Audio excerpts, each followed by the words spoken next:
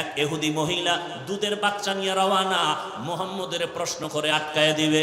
এবার রওয়ানা, রহমতের নবীর সামনে যাইয়া ইহুদি মহিলা প্রশ্ন করার আগে দুধের বাচ্চা রহমতের নবীরে কথা বলতে পারে না যে বাচ্চা, সে বাচ্চা রাসূলকে সালাম দিয়ে দিল। ইমামুল আউয়ালিনাল আখিরিন বাহরে সাদকা রাহমাতাল লিল আলামিন সাইয়্যিদুল কাউনাইন খাতমুল মুরসালিন আখিরা মদবুদে ফখরুল আউয়ালিন।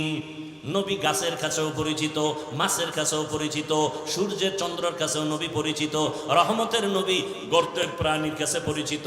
সাপ দীর্ঘ বছর পাহাড়ের গুহায় অপেক্ষা করে রাসূলের মোবারক চেহারাটা এক নজর দেখবে। আবু বকর বাধা দিছে, পা দিয়া। সাপ মনে করে বাধা দেয় না, রাসূলের নিরাপত্তার স্বার্থে বাধা দিছে। সাপ আর সহ্য হয়ে গেল, রহমতের নবীর দর্শন বুঝি হবে না, একটু আঘাত করেছে। তাহলে সাপ আমার রাসূলকে চিনে, কপাল খারাপ আঙ্গ বাংলাদেশি, রাসূলকে চিনি না। যদি চিনতাম তাহলে দাড়ির মধ্যে অস্ত্র লাগাতে পারত না। রাসূলকে যদি চিনতিনি মুমিন, তাহলে নবীর মোহাব্বতে কেন বারবার তোমার পায়ে ধরে ধরে টুপির বয়ান করতে হবে? আমিও রাসূলের আশিক মুসলমান, তুমিও মুসলমান। তোমার আল্লাহ আমার আল্লাহ দুই না এক? মুসলমান বেয়াদবি ক্ষমা চাই, হয়তো বলার ভাষার শব্দগুলো চয়নটা একটু কেমন জানো, বেয়াদবি ক্ষমা চাই। রাসূলের উম্মত হিসাবে আপনার নবী আমার নবী এক না আলাদা? আল্লাহ আমাদের কোরআন বলেন, সত্য কথা বলেন, আমাদের হাদিস। আমরা দুনিয়াতে আছি সিস্টেম, আপনাদের কালেমা আমার কালেমা দুই, আপনাদের ধর্ম আমার ধর্ম দুই, আপনাদের কাবা আমার কাবা দুই, সব এক। দুনিয়া থেকে বিদায় বেলা কাফনের সংখ্যা হবে আলাদা না সব এক? আপনাদেরও 3টা কাফন হবে, আমাকেও 3টা কাফন হবে। টাকাওয়ালা মরে গেলে তাকে সম্মানে একটা কাফন কেউ বাড়াবে না। রিক্সা ড্রাইভার গরিব যদি মরে যায়, তার অসম্মানে বা গরিব হওয়ার কারণে একটা কাফন কেউ কমাইয়াও দিবে না। রিক্সা ড্রাইভারের যেমন 3টা কাফন, ধনী লোকেরও 3টা কাফন হবে, কালার হবে আলাদা। গরিবের কাফনের কালার একরকম, ধনীদের কাফনের কালার আর একরকম।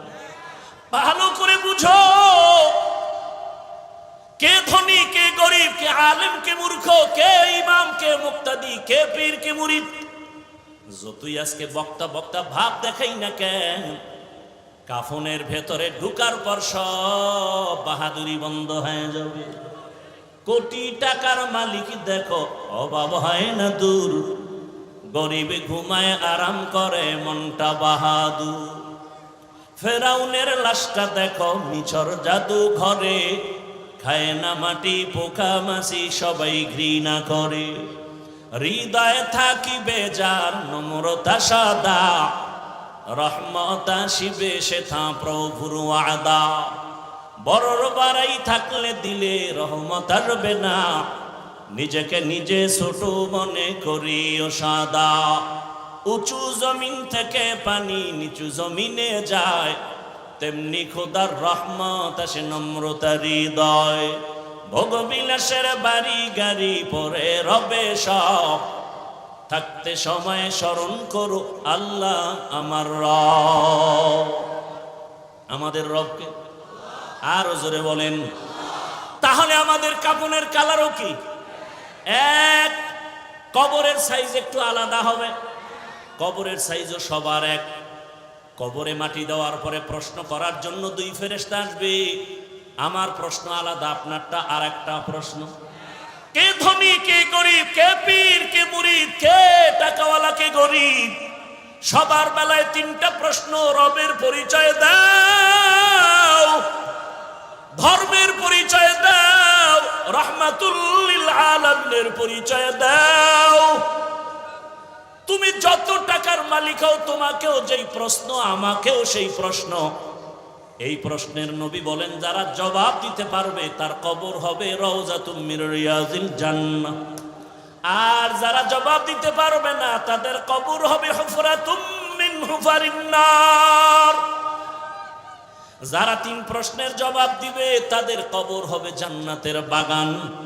আল্লাহর রাসূল বলেন গায়বী একটা আওয়াজ আসবে রব্বে কারীমের তরফ থেকে। রব বলবেন ফেরেশতা আমার বান্দাকে কষ্ট দিস না, জান্নাতের বিছানা কবরে বিছায়া দাও। আমার বান্দার কবরকে প্রশস্ত করে দাও, জান্নাতের সাথে দরজা করে দাও। আমার ভালোবাসার বান্দা দুনিয়াতে গরমকে উপেক্ষা করে নামাজে দাঁড়ায় গেছে। আল্লাহর মহাব্বতে বান্দা নামাজ ছাড়ে নাই, তেলাওয়াত ভুলে নাই। আমি আল্লাহ বান্দাকে ভুলতে পারি না। ফাযকুরুনি আযকুরুকুম। আল্লাহর ওয়াদার হয়ে যাবে, কবর হবে জান্নাতের বাগান। কিন্তু যারা গুনাহ নিয়ে কবরে যাবে, আল্লাহর ফেরেশতা যখন প্রশ্ন করবে রবের পরিচয় দাও, গুনাহগার বেনামাজি তখন আফসোস করবে হা হা লা আদরি, আমি কিছুই জানি না, কিছুই জানি না। ফেরেশতা বলবে ধর্মের পরিচয় দাও, ও তো দুনিয়াতে ইসলাম নিয়ে কোনো চিন্তাও করে নাই। বলবে হা হা লা আদরি, আফসোস আমি কিছুই জানি না। আবার যখন বলবে রহমতের নবীর চিনুনি, জীবনে তো রহমতের নবীর সুন্নতের আমল করে নাই, মেসওয়াকের আমল নাই, দস্তরখানের আমল নাই, নিজেও দাড়ি রাখে না, অন্যে রাখে পছন্দ করে না, নিজেও হালাল খায় না, অন্যে খায় পছন্দ করে না। রহমতের নবীকে দেখে চিনবে না, বলে চিনি না আমি, হা হা লা আদরি। আর সাথে সাথে রব্বে কারীমের তরফ থেকে গায়বী আওয়াজ আসবে। আল্লাহ তাআলা বলবে ও ফেরেশতা এই নাফরমানের আর কোনো সুযোগ দিও না, একে ধরো, এর আর সুযোগ দিয়া কোনো লাভ নাই, কে ধর। আমার দেওয়া পানি, আমার দেওয়া বাতাস, আমার দেওয়া সূর্যের আলো, চাঁদের আলো, আমার দেওয়া জমিনের ফল খাই, ফসল খাইলো, গাছের ফল খাইয়া, নদীর মাছ খাইয়াও বান্দা আজান শুনে মসজিদে যায় নাই।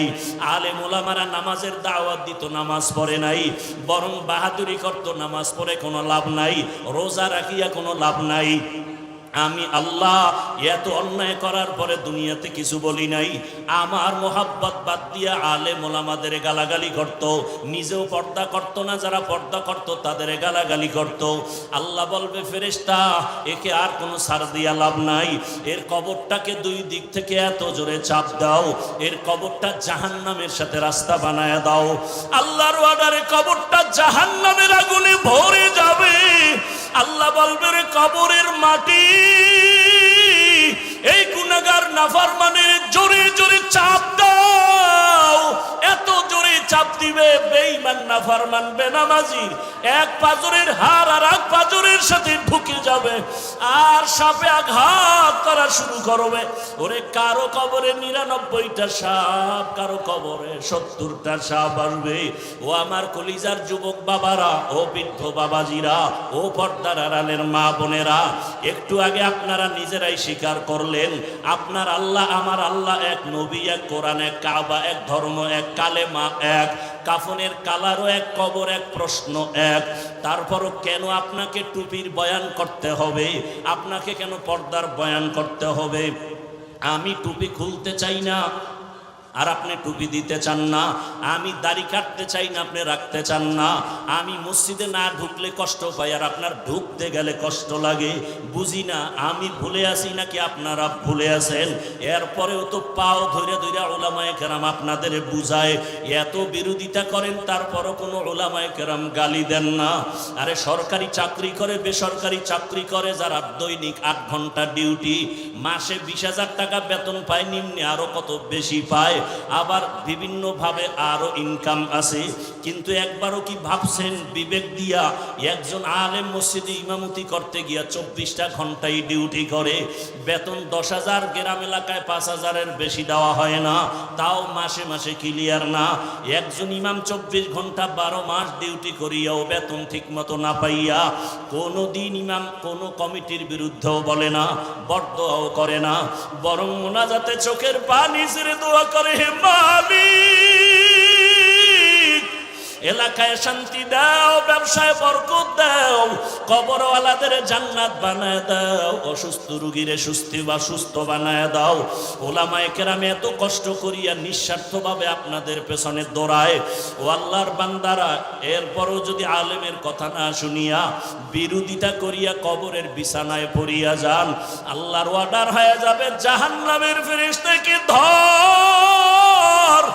ওরে আমি এদের আর কোনোদিন ছাড় দিব না, এদেরকে কিয়ামতের দিন টানতে টানতে জাহান্নামের দিকে নেওয়া হবে। আর অর্ডার হবে, ওয়াসিকাল্লাযীনা কাফারু ইলা জাহান্নামা যুমারা হাত্তা ইযা জাউহা ফুতিহাত আবওয়াবুহা ওয়া ক্বাল। আল্লাহ তাআলা জাহান্নামের অর্ডার করবে, কে ধরে নাও। কিয়ামতের ময়দান এমন কঠিন ময়দান হবে। আম্মা জান আয়েশা বলেন, একদিন দেখি রহমতের নবী আমার হুজরায় বসে গুনগুন করে কান্না করেন। আমি আয়েশা ভয় পেয়ে গেলাম, বুঝি আমার বেয়াদবি হয়ে গেল। আমি গিয়ে জিজ্ঞাসা করলাম, ইয়া রাসূলুল্লাহ, আপনি কাঁদেন কেন? মায়ার নবী কয়, আয়েশা, আমার যখন খাদিজার কথা মনে পড়ে চোখের পানি ধরে রাখতে পারি না রে আয়েশা।